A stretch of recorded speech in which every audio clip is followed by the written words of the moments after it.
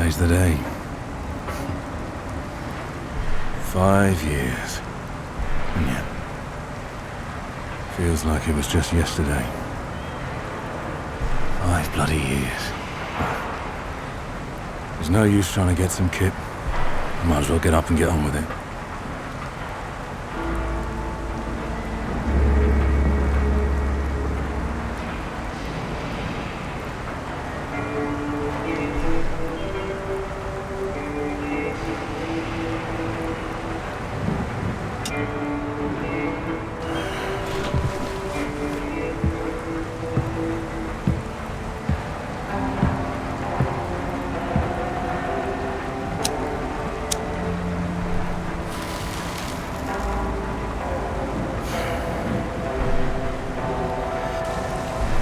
They used to say that Midnight Cove was the city that never wakes up.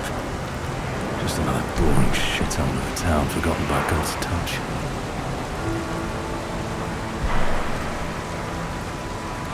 Now take a look at it. This place has become a blooming dumping ground. Those chimneys, all those clattering engines, always roaring. It's enough to make a man sick.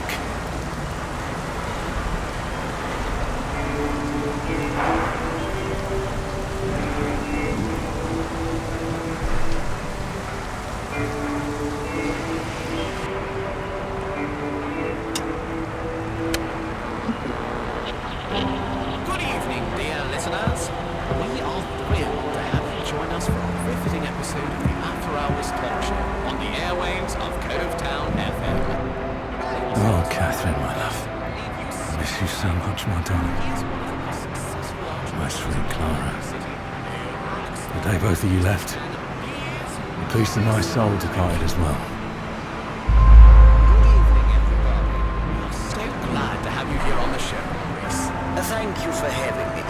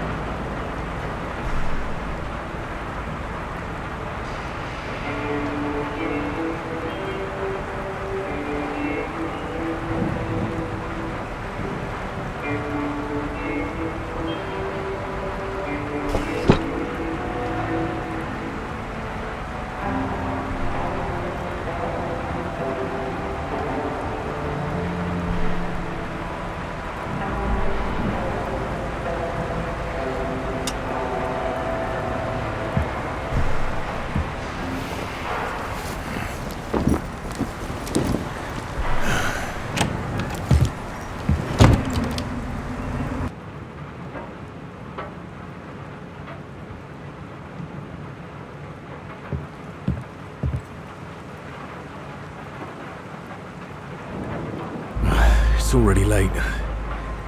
But first I need a pint or two.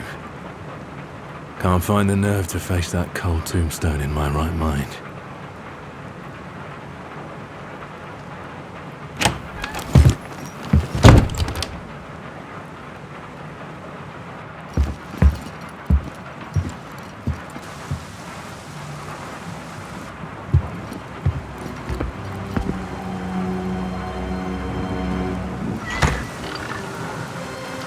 Emily! Well, well, well.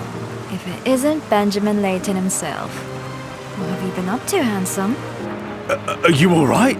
Where the bloody hell have you been is a far better question, don't you think? Yeah, I know. It's just... I really had to take care of some... things. But anyway, I'm back and everything is fine and dandy now.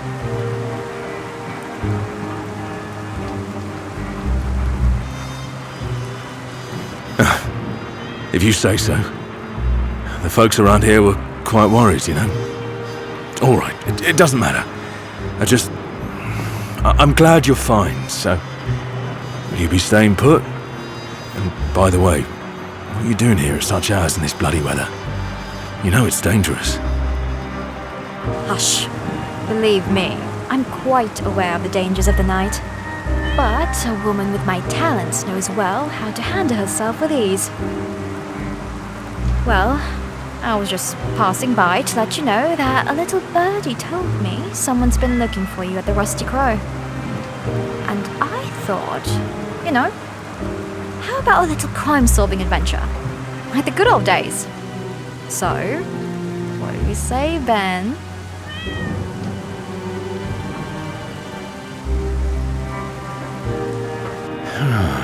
Pray tell, do you know who that might be? You are aware I left that line of work a while ago, right? After what happened to my family, I just lost my spirit. Still, if it's a straightforward affair, one that can be solved without too much trouble, then perhaps I shall consider it. Bit of extra quid's never hurt anyone. Splendid! Bit of excitement from the new case shall lift your spirits for sure. I know it. Even if it's just a trifling one. You cranky old chap. Aye, maybe you are correct. Well, let us be on our way then, shall we?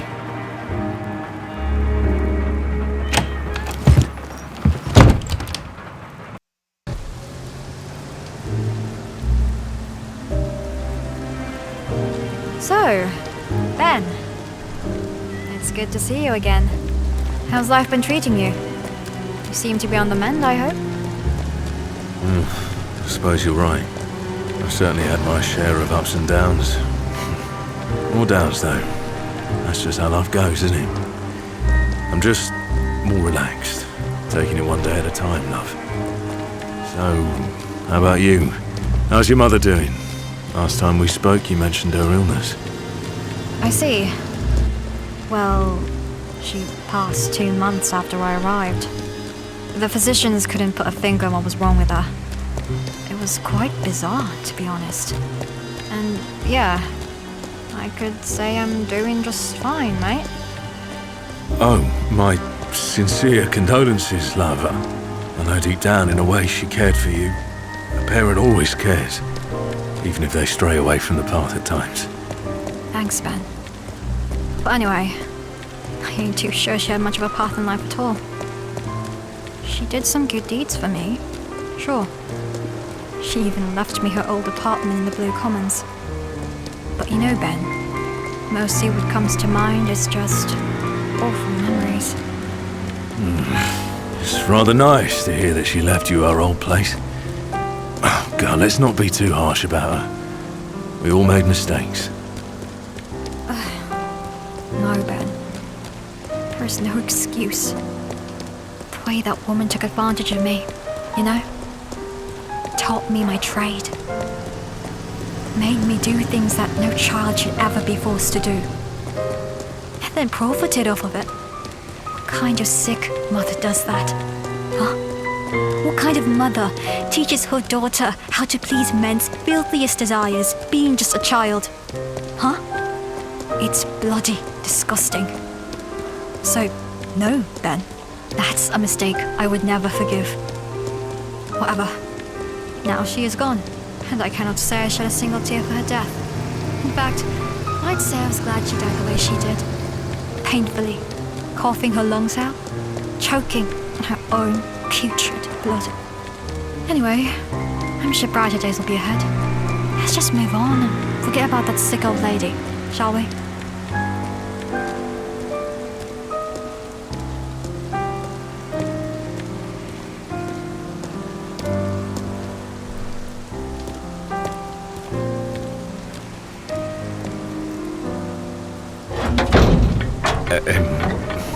Emily, my dear, I know, and I beg your pardon if my words caused such distress to you, bringing up those awful memories.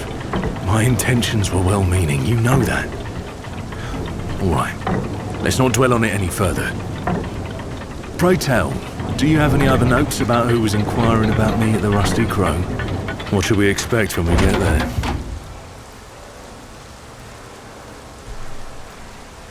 Thanks, Ben.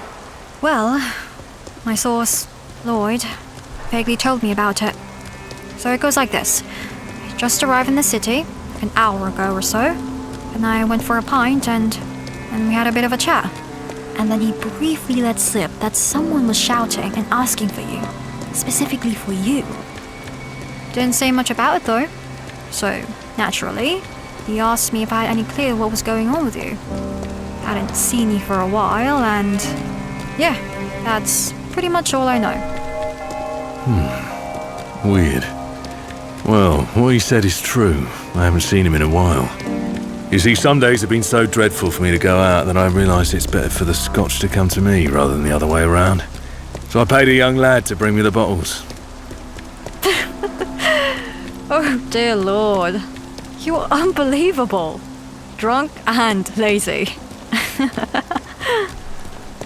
I know. It's embarrassing.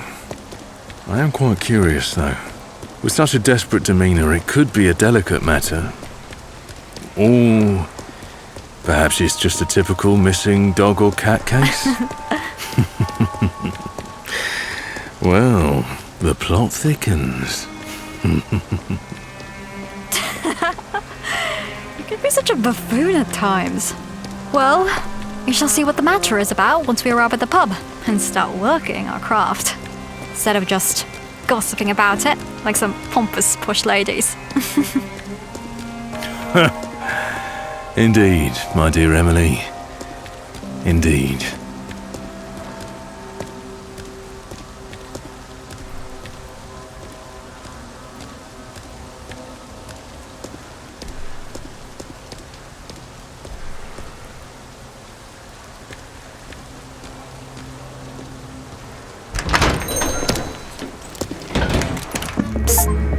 Heads up. There's a cat lady over there.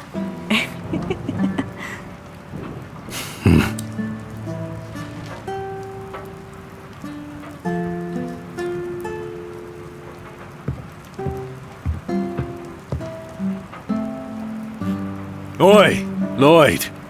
How have you been, sir? Business doing well? Long time no see. Ah, Mr. Leighton. Quite a long time indeed, sir. Yes, everything is fine and dandy. What can I offer you this lovely evening? Just a scotch. Neat. Nothing fancy. We have matters to attend to. I see. The usual, then. And for the missus? Hey, Emily. What's your poison? Oh, just a pint for me. Thank you. You heard the lady. Splendid. A pint and a scotch coming right up.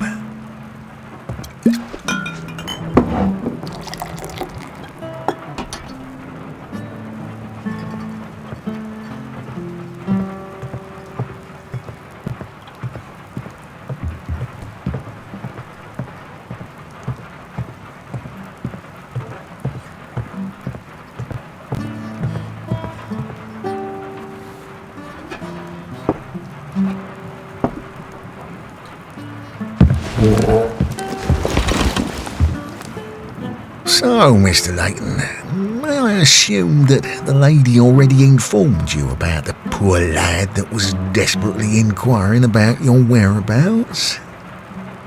Indeed, Lloyd.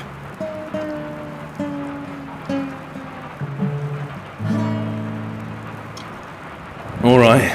Lloyd just implied it was a man, so the cat lady scratched. All right, Lloyd. Let's get to the point. Pray tell me who's been inquiring after me, what the bloody hell the chap wanted from me, and why he was in such utter distress, and where is he? Tell me everything you know so far. Well, Mr. Leighton, I must say I don't rightly know what this fuss is all about. Just that this poor chap was roaming the streets in great distress, asking people for help and mentioning your fine name, sir. At some point he came into the pub and asked for you. I was in a bit of a shock. 2 constables were lounging at a nearby table, yet they didn't seem to bat an eye. I'm afraid it all felt a bit queer.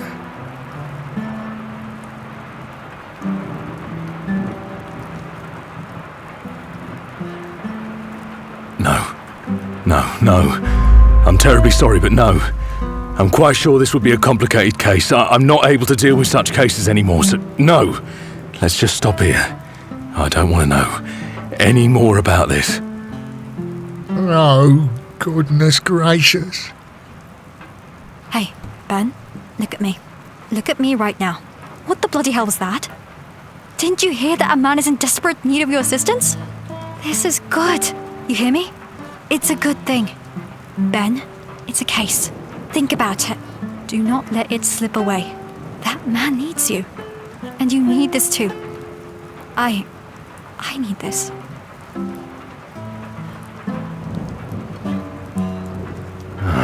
Lloyd, I will need a whole bottle of scotch. I'm not quite sure, Emily. It's too much pressure. I haven't done this in a while. Hey, Ben. Do not let your mind slip into haunting visions. And besides, you haven't even heard about what this man wants. None of us have, to be honest. What do you know? Perhaps it is just a hysterical cat or dog owner. Huh? It's still an option on the table, mate. Is it not? Perhaps you're right. Perhaps you're not.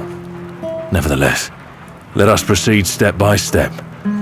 First, I shall have this man explain the nature of the matter before making any decisions. Beg your pardon, sir, but perhaps you may find interesting what I just recollected from my memory. You see, getting old makes your mind a bit slippery. So, after all the fuss that took place in my fine establishment a few hours ago, this poor lad went out front door to keep asking people for help, I imagine, but soon after, both police constables are after him, slowly walking down the alley. And I must admit they didn't quite seem to be in the mood to be assisting this poor fella. They just left me £1 on the table and took off, silently. It's shady, I must admit. And I'm afraid these sorts of situations don't ever turn out well. Fair enough. Let's not linger on it any longer until we got the facts. I think I need some sleep for a change. So I must take my leave.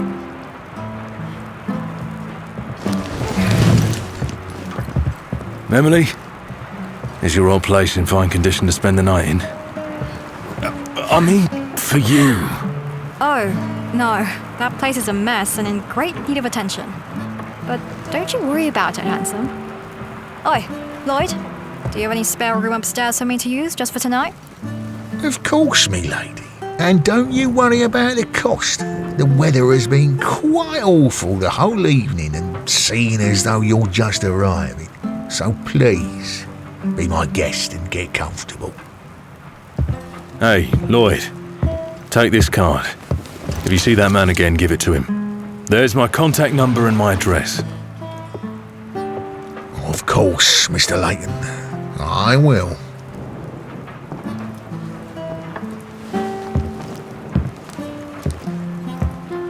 Keep me posted if you hear something new, will you, love? But of course. You know I will, big guy.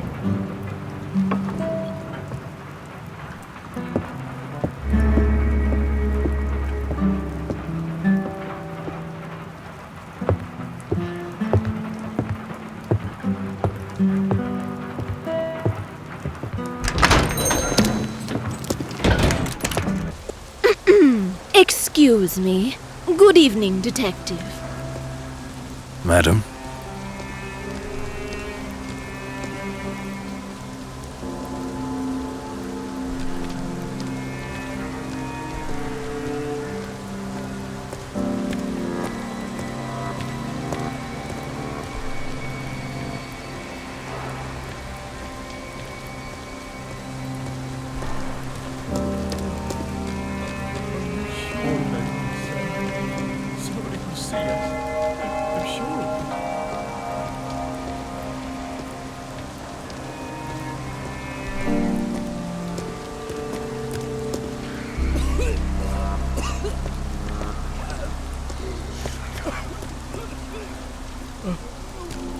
Are you sure about this, sir?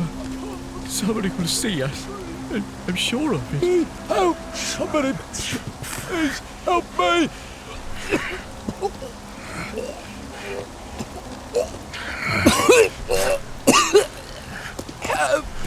Shut up. Shut up, you weasel. If you keep making noises, I swear I will snap your neck. Sir, there's someone behind the dumpster over there. Help! I can't. Who's there? Show yourself, you scoundrel. Help!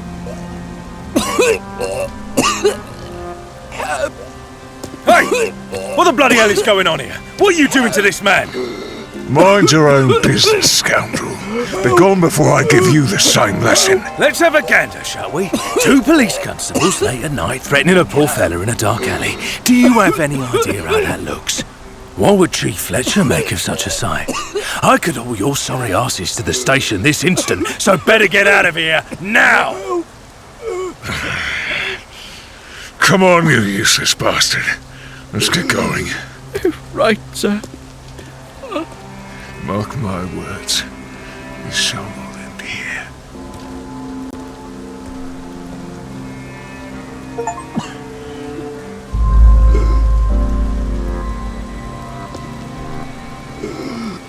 Hey, sir.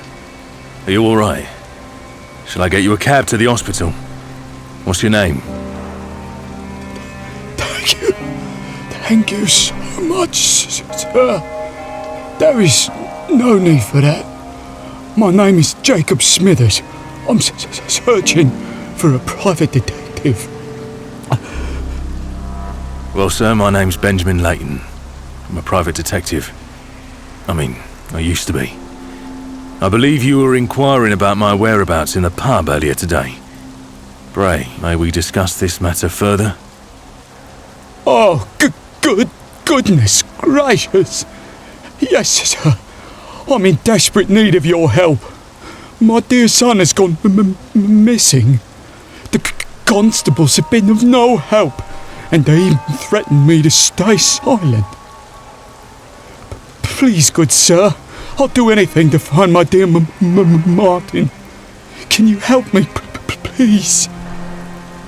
I'm afraid I won't be able to be of assistance to your dreadful situation, my good sir.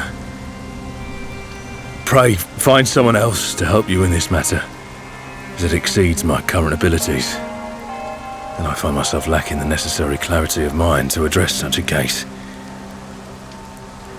Oh no, good sir, I beg of you, please help me find my son. He has not just gone missing. He was taken away, and my house is in ruins. There is a horrible stench and black goo everywhere. Black goo? Have you, in fact, just said that you found a black, thick substance within your premises? Indeed, sir. That's what I said. My house is absolutely wrecked. Please, sir, help me. I need to find my boy, please. Keep quiet. Collect yourself. I will help you. But we need to approach this matter cool-headed, with precision. You cannot be a mess, otherwise you won't be of any help to the case. I shall find your son. Rest assured. Thank you so much, good sir. Thank you. Martin is my whole world. I need to find him. I understand, sir. We will find your son, but first, I shall go to my abode. Set up the essential elements for the investigation while you return to your dwelling and bring me a picture of your son. Also, I shall need you for a brief inquiry. Here's my card. Come see me at the break of dawn. All right, sir. I shall return to my place now. First light at dawn, then. I'll bring a picture of my boy. And again, thank you so much, good sir.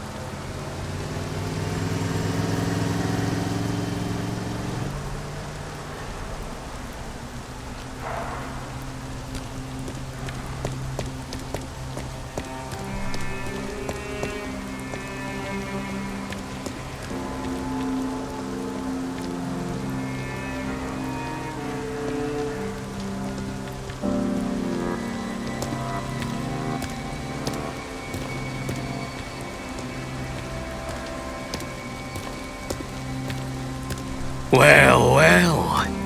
What do we have here? Now, sir, give me everything that's in your pockets before I break your bones. I'm not afraid of you, sir. And I'm not seeking for a fight right now. So let me pass by and forget about each other's faces, shall we? What a wrong choice of words, sir. Oh, I'm gonna enjoy this.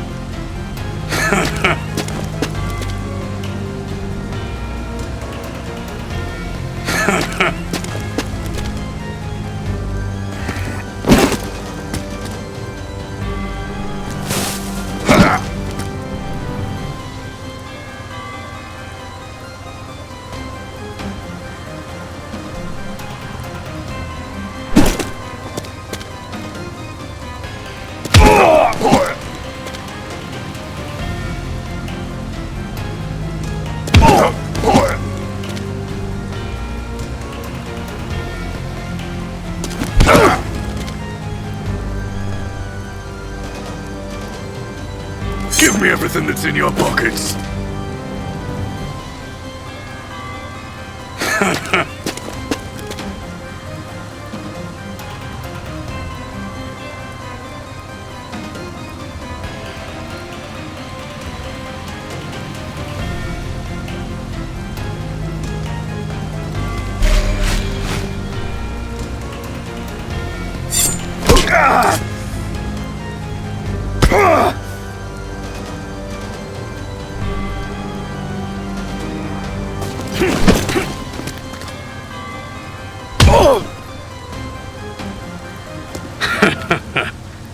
A pleasure doing business, sir. Stop by more often. You bloody bastard.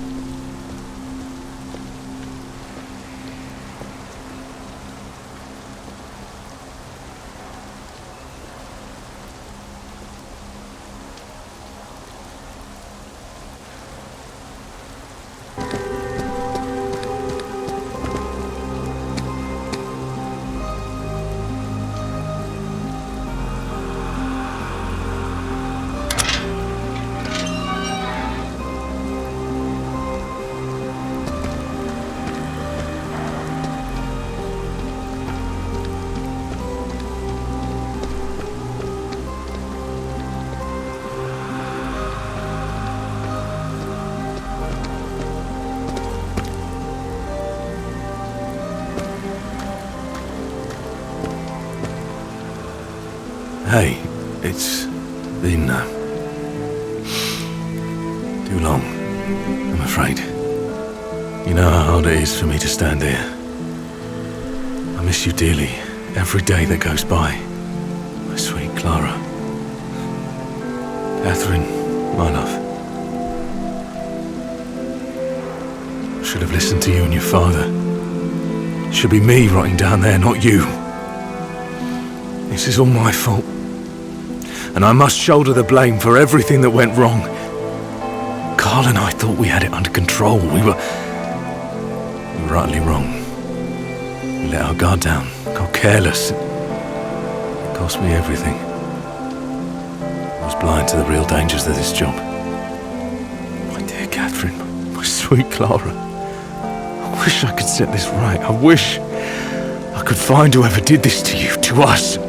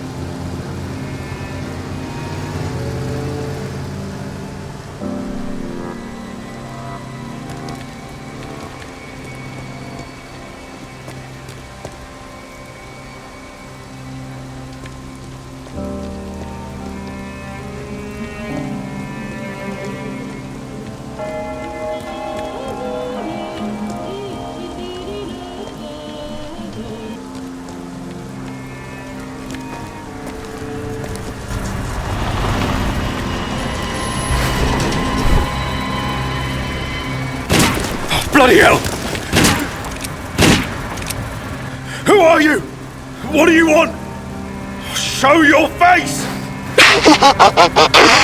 Detective. Stop your efforts before you hurt yourself or your loved ones. If you still have any of those left, this will be my only warning. Business, Shed!